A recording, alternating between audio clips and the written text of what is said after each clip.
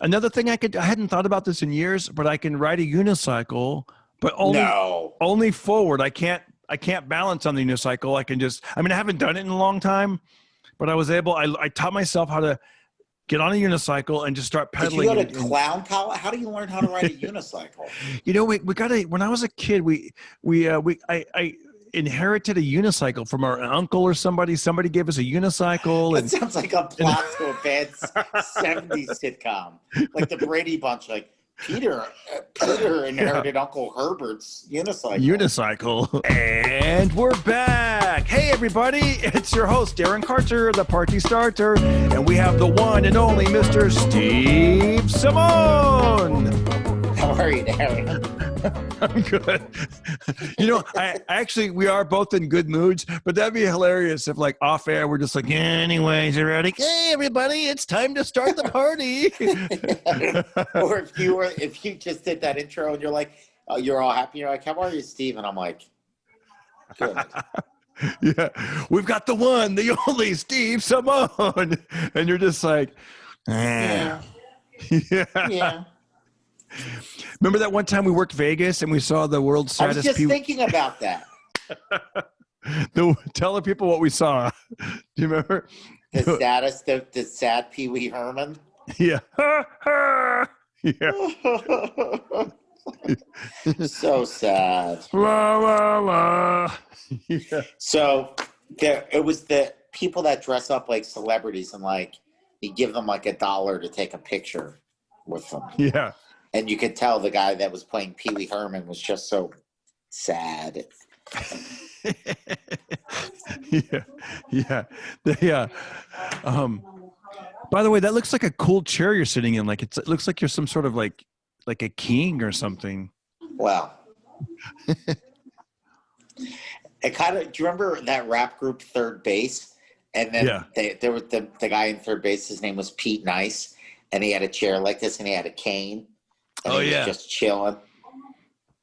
Yeah, I rented this place furnished. So I didn't pick out the cool furniture. I don't know how to do that. Do you feel like you're in a comedy condo kind of? Does it have that vibe of like like it's nicer than that than at your average comedy condo. And the location's wonderful. But yeah. I mean, I think like being a comedian and traveling so much, it was just easy to go, oh, okay, I guess this is where I am now. Yeah. And my old apartment never felt like home. I was only there for a little over a year, and it never felt like home. The place I had before that, I was there for 7 years, and that was one of the only times I felt at home in LA. Yeah. So. For you guys don't know, Steve Simeone, a lot of you follow him online and stuff. He's a great comedian, a lot of television credits, been in the business for a long time, just a great guy. And during the pandemic, a lot of people, decided, hey man, I can stick through like the 2 weeks till they flatten the curve, and then it turned into a month, and then 2 months, and then and now it's like, I'm spending more and more time up at the farm and driving into LA a couple days a week, and then because I grew up in California, I mean I'm 3 hours from here, But a lot of guys were like, why am I here? I mean, there's nothing. So they're taking a break, and Steve has an exciting story. You drove across the country to Florida. You're staying in Florida now. Yeah, I wanted to. I have some family in the area. I wanted to be close to them, and LA's just not open. Like you can't go to the gym in LA. You can't even go to church. Has to be outdoors. From what I hear, you can get a haircut now, but you couldn't for like the last 4 months. Oh yeah, I drove by. No, that's an exaggeration. Yeah. For the last 2 months, you couldn't get a haircut. So I was like, and it was so expensive, Darren. Like I was spending an outrageous amount of money to not have access to anything. The rent was too high, and the Comedy Store wasn't open, and all of my friends were leaving. Yeah. So, and honestly, didn't really feel safe there anymore. Like I know that's not it sounds insane, but I had this weird anxiety about being in LA. Yeah. And I think a lot of that was because, Joey Diaz is family to me, and he's not only a great comedian and actor and podcaster, but he's a very smart dude. And when I saw Joe Rogan, who's like one of the smartest guys ever, and Joey Diaz is street smart. He knows what's going on. And he begged me to leave LA. He said that I don't want you there if I'm not there to watch your back. So I was bored, and I told my girlfriend, I'm like, babe, if we're just going to stay indoors for the next couple months, let's go somewhere nice. Yeah. Let's go to the beach. So I'm Yeah. at the beach in Florida. I'm near family. I've been on the road the last couple of weeks. And like you said, yeah, I drove across country. And it was interesting, you know? What was the fight? I mean, you must have been just flooded with emotions, like when you're headed east, when you're like, once you get past LA and, or, you know, like outside of LA, you're like, we're on the trip, and you're going like maybe like 6 hours away. I think Phoenix might be the first big city. You're like, yes, yeah. All right, Phoenix, honey, it was like the first stop. Like as soon as we hit Arizona in a weird way, I expected to feel like an earthquake or something and be like, oh my God. Like I felt like I was just like fleeing doom. That's how LA felt. LA felt like, yeah. And it breaks my heart. It's sad. It's like, Yeah. I don't know what to like it. No, I want to. Yeah, I was just gonna say the first time that I left LA and went like to the farm, and I, you know, once you get about 30 minutes away and you get up towards Magic Mountain, once you get past that and you're in the Grapevine and the Ridge, it feels really good. Like you start to feel like, okay, I'm getting away. And then when I drop down into like the San Joaquin Valley and you see nothing but like open fields and just beautiful. And it felt beautiful. I mean, I know it's still California, but it's just different than LA. And it's like, you know, there you're just seeing, you know, there's like elbow room, and you could, it's breathe. Great, man. You could breathe, and you know, and that's, I mean, I'm really enjoying. Like, I bought a bicycle. I've been riding the bike, and I haven't had a bike in like 25 years, and you know, just to, I don't know, man. There's something about, I know what you're saying when you crossed that border and you went to Arizona and then what was it like? So you left Arizona and then. Well, the best part was this, and I think I might I think we're going to turn this into a bit. So like, I love food, right? Yeah. And what am I like? First off, I love trucks. I love, like, as soon as I'm on a road trip and I get beef jerky and an energy drink. To me, that's one of the best feelings in life. Yeah. I'm like, babe, we're officially on a road trip. Grab beef jerky. And I was drinking all these different sort of like energy drinks to keep driving. and then when we were driving, I saw Cracker Barrel, and I got so excited. I love Cracker Barrel. I love Cracker Barrel. And my girlfriend, she's this gorgeous, beautiful Latina that grew up in Pasadena. She doesn't know what Cracker Barrel is. So I was like, babe. And she was like, what's Cracker Barrel? I'm like, what's Cracker Barrel? I go, oh, we're stopping. She was like, no, we have to eat. I'm starving. I'm like, that's what Cracker Barrel is. Yeah. She's like, what do they sell, crackers? I'm like, no, it's the best ever. What? Yeah. And then when we walked, like, it was weird. Like, she'd never been there before. And it was kind of sad because due to COVID, all the rocking chairs were covered, so you couldn't rock. Oh, all the checkers are covered with like plastic, I would imagine. Yeah, they didn't have that little brain teaser thing on the tables either.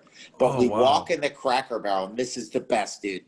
So they have that country store you have to walk through. I love that place. Yeah, so did she, because she loves horses. She's like, oh my God, look at all that. Like, loving it, like a little kid. And she's like, and I go, wait till you try the food. So we were somewhere. Was it El Paso, Texas, by any chance? Because I've been to that Cracker Barrel. It may have been because, okay, I didn't know whether to get breakfast or lunch. Okay. Yeah. Dude, and the pancakes are so good. There's something about a Cracker Barrel. They're oh my God. Because they're crispy on the edges. Yes. And I don't know how they do that. Have a different texture in the middle, where it's like fluffy, but it almost feels like it's fried a little bit. It's so good. It's almost like a funnel cake meets a pancake. Okay. So I was talking to the waitress, and I was like asking her what the grandma breakfast came with. She was like, oh no, sugar, you get all the meats. You get bacon, sausage, and ham, the pancakes, and it comes with all the fixins.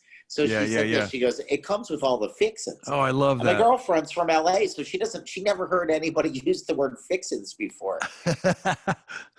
So she goes like that. So the waitress left and she goes, fixins. And I was like, it's the best. It's all okay. So the whole car ride. Yeah. That's our, like, we're like Pee Wee Herman, and it's the word of the day. Whenever we can, we're saying fixins. Oh, we got to get, look at all the fixins. Like, loving it. So we hit every Cracker Barrel between, say, Arizona and Florida. We ate a Cracker Barrel every day. So we're in Pensacola, Florida. This is the truth. I'm laughing only because we've started. You're like, I got to lose 10 pounds. And now I think I know why. Yeah. I do. I have to lose at least 10. All right. So the best part of the trip was I got to hang out with my buddy Steve Simeone, who set up shop in Texas at a place called New Braunfels, which is like between San Antonio and Austin. There was an issue with my car. I had to get it fixed, so I had to spend a couple days there. Okay. The problem was that week there was going to be 2 hurricanes hitting. Oh my gosh. All across the southeastern United States between Florida and Texas. So fortunately, the first hurricane was downgraded to a tropical storm and nothing happened. Yeah. Then they were bracing for it, and obviously it was one of the worst hurricanes ever. And we had to drive maybe 14, 15 hours to get to Florida to make sure we were out. We had 24 hours to beat the hurricane. So through the grace of God, my car did not break down. It took us from Texas all the way to Florida. I didn't stop driving that day. Thoughts and prayers to everybody affected by the hurricane. That sounded very not genuine. But I know what you mean. It's a scary. But it's like, seriously, we should pray for all the people that are affected by it. Because, Darren, I'm going to be honest with you. It was a surreal experience because I don't have that life experience to know what that even means. When we were driving through Louisiana, it was eerie. It felt like almost like a horror movie because you just saw traffic going in one direction. Wow. And it was like school buses filled with people. The gas stations were sold out of gas. And we're such idiots. My girlfriend and I got into a huge fight. We got into a huge fight over peach cobbler. Really? Yeah, because there's this place in Texas. It's called Cooper's Barbecue. This is why this whole talk's going to be about food. Dude, I'm getting hungry. We're like, how was your trip across country? Oh, we ate a Cracker Barrel. Then we found this place. My buddy Robert Oberist is a professional strongman and knows everything delicious. He was like, if you're ever in Texas, he goes, okay, I know he goes, you have to go to Cooper's Barbecue. So, and he goes, you have to try the peach cobbler. Okay. Anyway, my girlfriend and I, we go to Cooper's. It was amazing. Trevino gets back in town. He goes, my wife and I want to take you guys out to dinner. We're going to take you to this barbecue spot. It's the best in the world. It's called Cooper's. I was like, yes, I ate there yesterday. He goes, oh, do you want to go back? I go, we 100% want to go back. Yeah. But the day before, we were so full, we didn't get the peach cobbler. We got stuffed on everything else. Because it was the second time we had barbecue that day. That's how delicious Texas barbecue is. You got to treat yourself, man. Yeah. So this was our third time having barbecue in 24 hours. Then my girlfriend, she loves the corn on the cob. So I got her I think I went up to get an extra piece of corn on the cob. But then I came back with a surprise, a little peach cobbler for the table. Wow. And it was so delicious. Okay.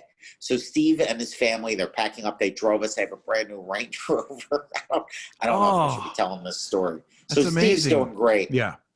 But my girlfriend was loving the cobbler, and there was only a bite left. And I'm like, babe, we got to go. They're in the car waiting for us. And she was like, okay, I'm going to bring this. I go, you can't just bring peach cobbler into somebody's brand new car that they've worked their whole life for. What if it spills? What if it just smells up the car or whatever? And she was like, what are you talking to me like I'm a kid? And I took the peach cobbler and I threw it in the trash. But there was only a bite left. So then the next day, She'd been simmering for 12 hours. The next day, we're driving through Houston and we're screaming at each other and the car is swerving.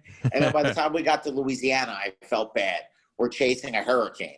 So then I'm Googling this seafood restaurant that's supposed to be really good. And we start driving down to the Gulf Coast. And I'm like, why is all the traffic going? And I go, no wonder why they're not picking up the phone. Everything's boarded up. Oh, no. So then, like, I'm checking Twitter and I'm like, oh, no, this is bad. So we just kept on driving. We drove like 14, 15 hours later. I wind up I get to the Florida border. I think it was Pensacola. And I go to the first hotel I see.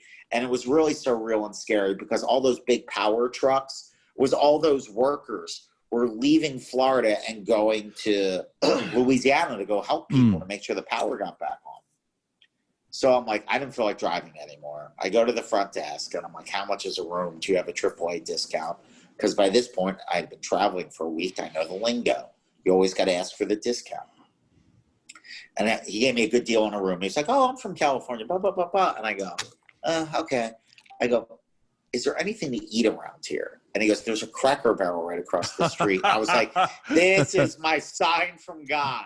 So I'm like, I'll take the room. So I'm like, babe, the guy who's from California was super cool. I got the discount on the room. He upgraded us to a suite, even though it was like a roadside motel, but it was still nice. All right. So the next morning we go to Cracker Barrel, and it was maybe one of the best Cracker Barrels ever. They had all kinds of stuff in the store, and I wanted to pick up some things for my mom. So then the guy managing the store, every once in a while,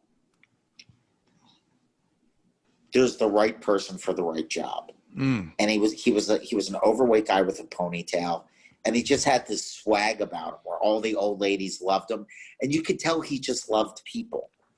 You know, like he was That's like, great. All right, party of three. Okay, what are y'all gonna eat today? That's good. Might I recommend the dumplings? They look great today. And like everybody, like he's charming all the old ladies. The guy's fantastic. His ponytail's glorious. So I'm in line to purchase things for my mom, and then he just goes, Steve, party of two. Steve, party of two. Your table's ready. You're getting that accent down, man. You're getting it down. Awesome, dude.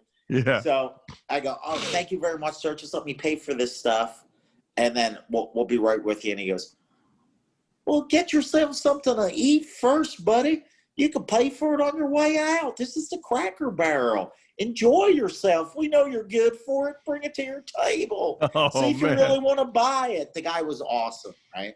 Oh. So we have a great meal, another great Cracker Barrel home run. And we're in line. But now we have to pull our masks up. We're in line. I have my check to pay for the Cracker Barrel, and I have the little gifts from my mom. Yeah. So as we're in line, the manager guy who was holding court, he's sort of like, out of the corner of his eye, he's sort of like staring at me and my girlfriend, and we're talking. So there's a lull in our conversation, and then he gets this gleam in his eye. And he just goes, and he looks at my girlfriend, he goes, excuse me, ma'am, but would you happen to be some type of Spanish? Like that. Yeah. Goes, and my girlfriend goes, yeah, I'm Salvadorian. And he went, well, muy bien, tú hablas español? And she goes, claro. That's awesome. And he goes, my llamo is Cristo, ¿cómo te llamas? Like that. And it was awesome. So she talks to him in Spanish, and he goes, well, that's all I know. I'm just fixing to learn a little more Spanish, right? So I'm like, this guy's awesome. We're connecting. And he was so excited. Yeah. He was so excited to be able to really practice with somebody and use it the proper way. Okay. So we get to Florida, and then like a week after I get to Florida, I have a gig in Virginia. So what I decided to do was fly from Florida to Philly so I can go see my family, and then drive from Philly to Virginia. It's a 3-hour drive. That gives me the opportunity to hit this place in Baltimore called Jimmy's Seafood. Now, Ryan Sickler. Yeah. Ryan Sickler is Baltimore born and bred. He knows good food, and he knows where to get the best stuff. He was like, let me call Jimmy. You're going to have the best meal of your life. It did not disappoint. Best seafood. Oh, my gosh. Best seafood we've ever had. It was my girlfriend's birthday weekend. Oh, cool. So after the guy that owns that seafood place is fantastic. He gave us like hats and shirts. He loves comedy. He's out in LA all that. He's just the coolest dude ever. Really, really made us feel comfortable and awesome. And it was the best seafood I've ever had. So we're talking to our waitress, and she was like, did you like it and whatever? And we're like, oh, it was the best seafood we ever had. My girlfriend's asking all these questions. And the waitress goes, well, we ship anywhere in the country. And my girlfriend was like, well, even what I had for dinner? She goes, oh, yeah. And then now I see my girlfriend's eyes light up. Yeah. The same way Christo's eyes lit up in the Cracker Barrel. Yeah. And the lady goes, yeah, we ship it all over the country. And she goes, well, when you ship it, do you include all the fixins like that? And she goes, oh, yeah, we give you all the fixins with it. So I don't say a word. Then we leave and we're driving 10 minutes down the freeway. I go, babe, I saw you drop a fixins. And she goes, did you see that? I didn't know if you noticed it. She was like, did I use it right? And I go, you used it perfect. You dropped it right into the sentence. And she goes, now I know how Christo felt when he got a chance to use Spanish. And I went, everything's going to be okay. Oh, you know how they have Duolingo, like Duolingo, that app where you could learn Spanish or another language? Maybe there could be like a Cracker Barrel Duolingo, for different regions, different local jargon. I'm getting hungry. This is like, I've never been so hungry on a podcast. It's like, this is really getting me going. I'm trying to fast right now. Dude, couple things I wanted to say. I love when you said peach cobbler, my wife, for the first time, made farm fresh peach pie. We had peach pie up at the farm. Oh. After, like the peaches came from the farm. We picked them. And hold on, I didn't pick it. It hold was on, so. I gotta tell my girlfriend, babe.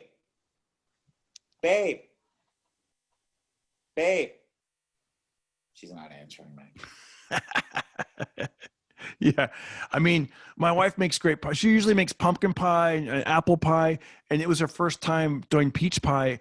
It was a hit. It's funny because my wife, it was so good. And my wife's so humble. She's like, this one didn't come out right. But I'm like, are you kidding me? It's gone. It's like homemade pie. That sounds amazing. So, I mean, how do you mess? I mean, it was delicious. I mean, yeah. Oh, it's the best, I mean, I you know what? Been married for 23 years. And God I'm always congratulations. That's awesome. Thank you, man. It's a treat. Okay, so the next thing I want to say is Cracker Barrel, because I go back and forth with that where I get excited because number one, I love the store. I love the Cracker Barrel store, and each one I feel like it's different. Some are bigger than others. Cracker Barrel's insane. It's the best. It's just like going back in time, and I always have fond memories because when I remember when my wife, when we knew that my wife was pregnant and I was going to be a father for the first time. Yeah, it was. Yeah. So by the way, my son, Austin, shout out to Austin, AKA Oz, the bass boss on YouTube. He's got his own the bass boss. What's up, buddy? Yeah. He's going to be 13, dude. Saturday, 13. No way. Yes. Yeah. Happy birthday, Austin. That's incredible. And teenager his voice, officially. Yeah, officially, right? He's like, Dad, I took him to the mall, and as we're driving, he's like, just the two of us. He's like, Dad, I'm excited. I can start watching PG-13 movies without my parents in the room. That's awesome. Then he goes, even though I think I've already done that before.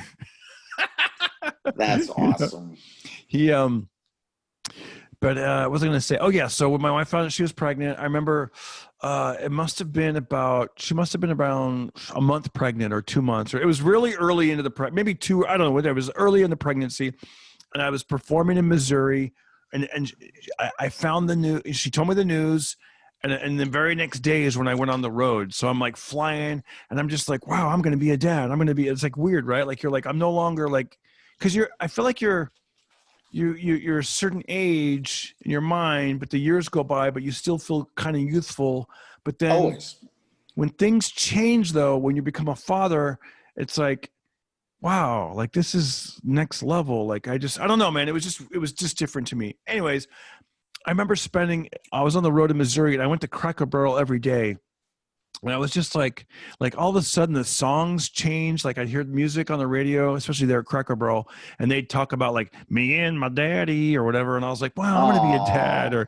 Or just like Alan Jackson had this song called Daddy Let Me Drive. And he's talking about how his dad would let him drive and they'd sit on his lap and they'd pick up truck. I love Alan Jackson. It's so good, Steve. I remember like just going to like, when you'd go to I remember that little corner at Cracker Barrel, they have like all the toys and stuff. And I used to look at that section and be like, oh, I remember that toy, or I remember that toy. But now I was looking at it from a perspective of like maybe he'll like this. Yes.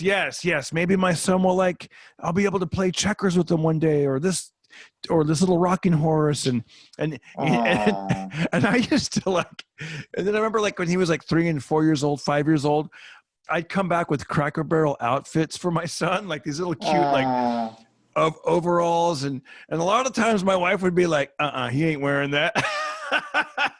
But I would be awesome. It's so cute. It's a blast from the past. He's going to be our little baby hick, but, I love Cracker Barrel. I love how they have those old movies there, old soundtracks. They have they have just real Americana stuff, I love just Cracker if Barrel. you want, you just feel like you're, I just love it, man. And it sounds like a Cracker Barrel commercial all of a sudden, but okay. Here's what I battle with sometimes when I go to Cracker Barrel, because I want to get the pancakes. I want to get I think it's called Uncle Herschel's special breakfast. I want to get all that stuff, but then I kind of want to eat healthy. But then I also sometimes want dinner. They have so many good things. Have you ever done this? Have you ever gotten their Cracker Barrel salad? Because I've done that. Where I've gotten my first meal at Cracker Barrel on the road trip was the grandma breakfast and meatloaf with mashed potatoes. Wow. How is that? Is that good? That Amazing. Must be good. They had a special where it was I was like, babe, I can't leave it here for this. It was a $6 lunch special. So it was the meatloaf, 2 sides, and then the biscuits and cornbread or whatever they give you. It was awesome. It's so good. I love those fixins. Like you said, the fixins. I have gotten make it. I've gotten the salad, and then I'll order pancakes, almost like a dessert. I'm that's salad with the buttermilk dressing and the wedge of Colby cheese. Oh, I love me Cracker Barrel. I love it, man. What was I going to ask you? Okay, I got some silly little questions, and then we'll let you run. I want to thank you for coming on the podcast, man. I want to thank you too. I hope my girlfriend's not mad at me because I told the cobbler story. No, she's good. She's good. Tell her I said hi. That was a cute story, right? Tell her I said hola, buenos noches. Hola, buenos noches. I will. Hello and good evening. Okay, so I got some quick questions. What is the most amount of money you've ever found or won?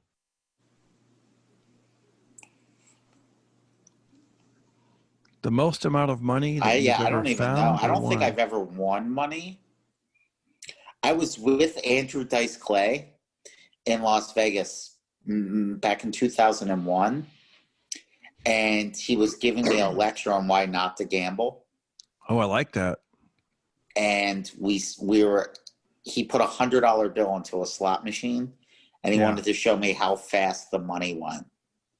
And we got up to $73, and it was up to $123. Went from 100 to 123, and we kept on playing.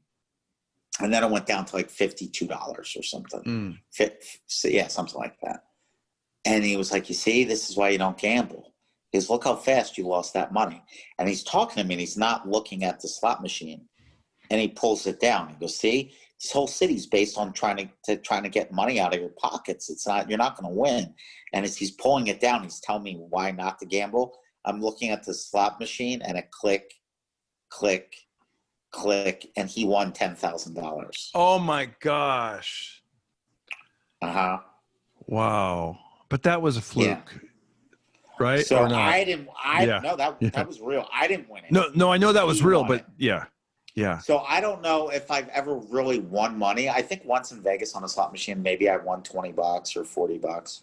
Yeah, yeah. I've never really won money. I found it's funny when you Oh, I found $60. Yes, I was gonna say I found a 320s and some tens before, or a couple fives, and it's like, Yeah, I wow. found $60, and I asked a couple people, but there was somebody right. I actually felt guilty about this, and I think I wound up giving the money away.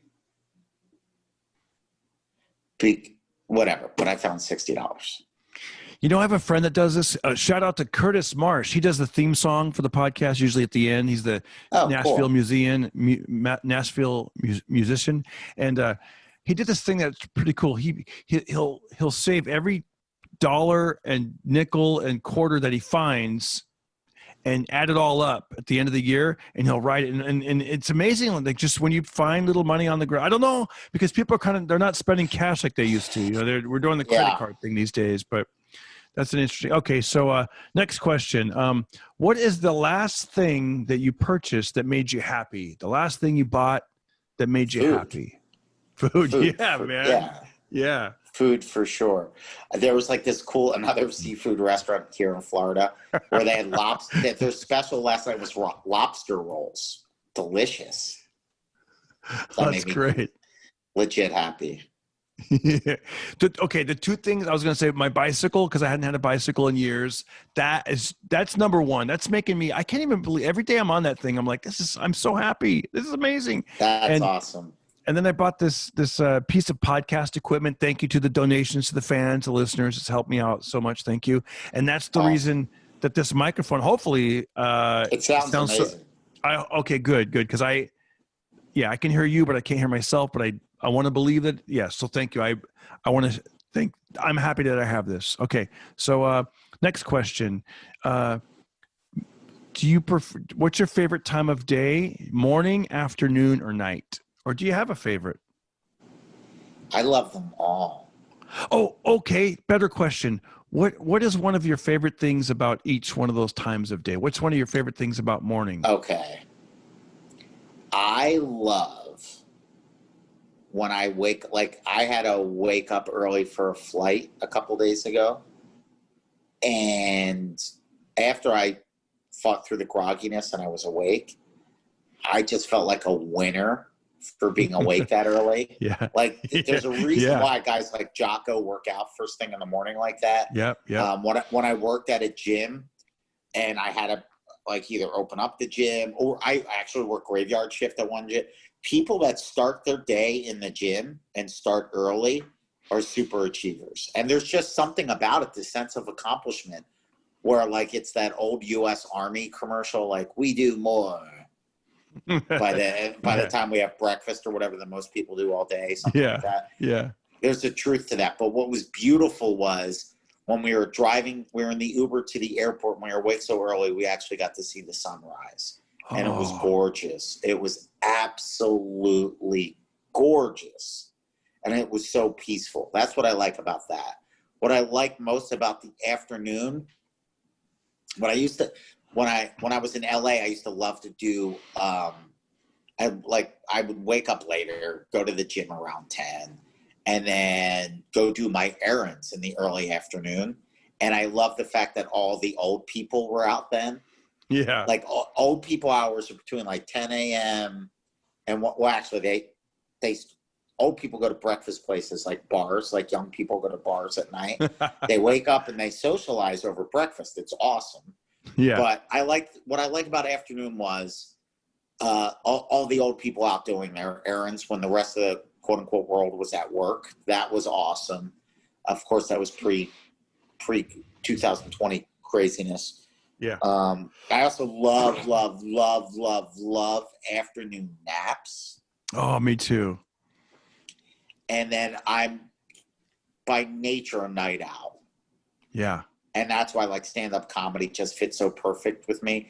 And another thing I loved was doing my errands on the way home from the Comedy Store that's generally when I would do my supermarket shopping, when nobody was in there. You wouldn't have all the options you would have during the day. So, and I love food so much, I would do both, but I love the peace of night. And when I lived in LA, Yes. traffic was an issue. Oh, I the loved best. being able to drive in LA with no traffic.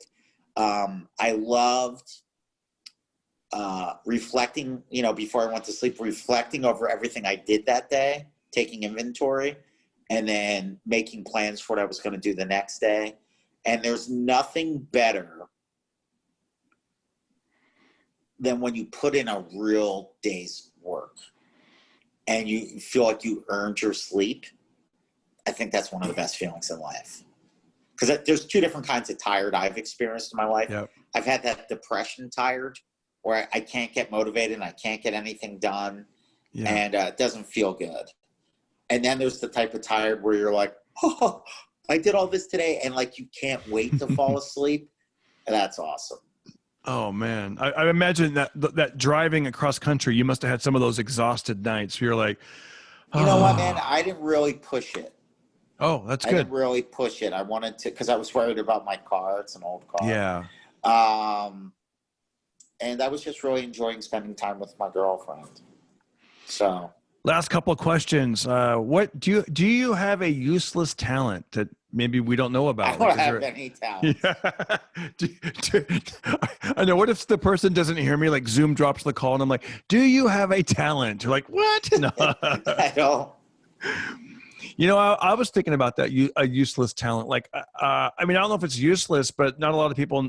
You know, I never thought it was really a talent, but I learned to whistle when I was about 8, like with my fingers, like really loud. You can do that? Steve Simeone used to have a joke on that. Yeah. The dad. Yeah. Oh, yeah. Could you show me how to do that the next time we hang out? Yeah, it's weird because you got to like, and I don't want to go too loud. My wife hates it when we're at concerts and I'm like, yeah. But you can be one of those guys. That's yeah, awesome. yeah. I got to forget that it's next to people's ears, you know, but you know, like if I'm trying to get somebody's attention, like my wife or son, I can just, yeah, you just go like, I can't do it. Like this. I could do it with different fingers and, you know, like with one hand, you know. Like a coach. That's awesome. Yeah. And I can do it without the fingers too, but it's not as, it's a different, you know, and, that's a cool talent.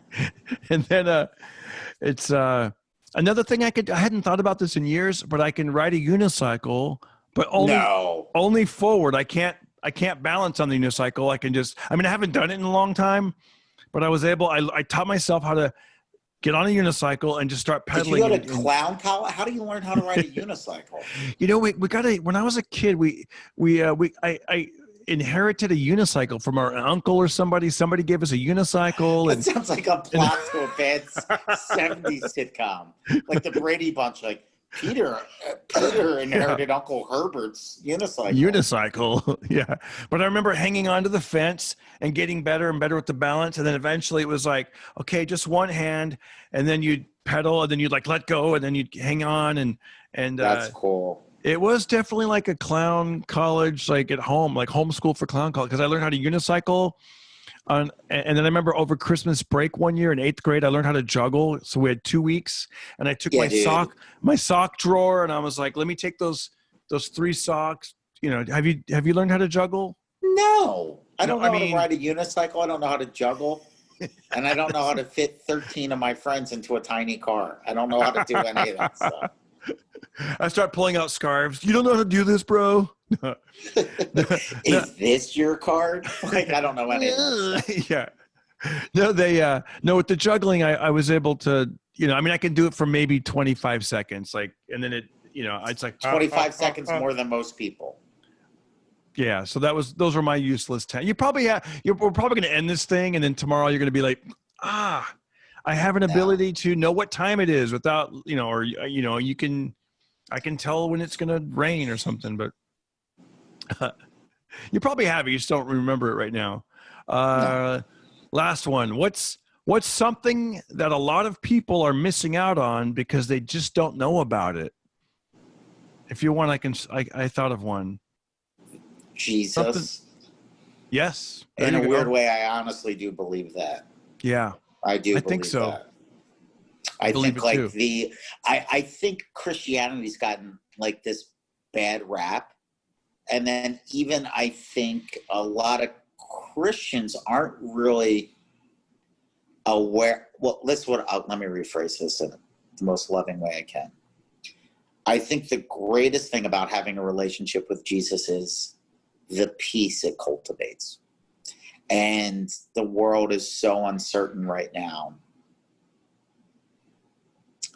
that I find myself praying more, and I'm much more conscious of my own sins and my own flaws. Hold on.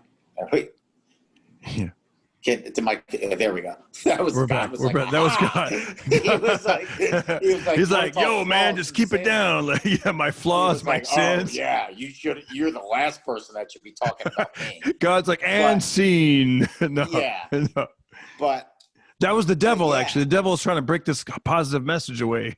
No, but it's the truth. It's like, I remember when I came back to my faith as an adult, and I was like, oh. Because the last thing they say at church when you leave is like, go in peace. And I never, like, when you're a kid, like that, what does that even mean? But as an adult, I'm like, oh, this is everything. To know that you're loved by an infinite source of love. And no matter how often you mess up, as long as you try to make amends and try your best, and accept the love. It's amazing. It's funny, when I was a kid, we'd go to church a lot, and when you're a kid, you kind of, it's a little, it was like, we'd go Sunday morning, Sunday night, and Wednesday night. Okay. But I got to say, I didn't appreciate it as a kid, but as an adult looking back, I'm like, there's a lot. The other day my wife and I were playing Jeopardy, and one of the categories was the apostles. And Did you kill it? Dude, I killed it. I didn't even know I was going to kill it. And it was like, that's awesome. I was like, this, he was doubting. And I'm like, doubting Thomas, Judas, like Paul. I didn't even know that I knew these. It was like, it was pretty fun, but. That's awesome. That warms my heart. That's awesome. It's funny. I just kind of came up with this question. You're like some of the other questions I've asked in a few of the podcasts, and it's interesting hearing different people's reactions. I love that answer. It's funny because I was going to say, what's something people, Mike, how did I phrase it again? I said, what's something that a lot of people are missing out on because they just don't know about it? And I was thinking, like this, I thought, like, if somebody asked me that, I would have been like, oh, there's this great app I found out about that nobody knows about this app.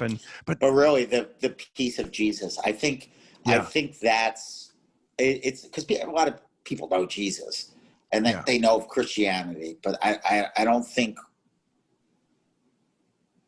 people really focus on if you build that relationship. Yeah. Everything's going to be okay. Absolutely, man. And these crazy times that we're in, it's nice to have something to, Oh, the world needs it. Yeah, it does. Steve, man, I usually say if you have any words of wisdom you'd like to, but I think you just said it. So yeah. I love you, buddy. Look, I'm going to ask my girlfriend about the cobbler story, so I'm going to have to call you back and go, bro, you just got to snip out the cobbler part. Dude, I'm so hungry right now. Yeah. No, could you do that and just jump cut it? Because I think that would be even funnier. Even if we have her blessing, I think it would be even funnier if I was like, Cooper's Barbecue, and now we're in Louisiana. People go, what happened? Yeah. Send me a text because it was fine. I'll send you a text. I think it was cool, but I understand. Yeah. Steve, I just love her so much. I don't want to hurt her feelings. Yeah. Okay, buddy. Well, thank you, man. And I'll talk to you soon. Thanks for coming on. Please, dude, let's have some laughs. Just call me tomorrow and we'll do this, but without recording it. I love you, buddy. Send my best to your family. And if I don't talk to you before Austin's birthday, please send him my best and happy being a teenager. That's a big deal. Thanks, buddy. Thank you, Steve. All right. I love you, dude. Bye. Love you, buddy. Bye. We're done with this interview. So the other day I was standing in the kitchen and my son was like, Dad, why did you write down that you weigh 190 pounds? And I'm like, I never wrote that. And he goes, look. And he held up my driver's license. And I was like, ew. My wife goes, yeah, you're not supposed to put down your goal weight. You're supposed to put your actual weight. And then she looks at it again and she goes, and did you put your goal height? And I was like, I might have made myself look taller and thinner. on my driver's license. And then my son starts breaking out into a song by Roy Orbison. Remember that? He was like, lying to the DMV. Anyways, I want to thank you guys for watching my YouTube video. And if you get a chance, watch one of these and subscribe. All right. Have a great day.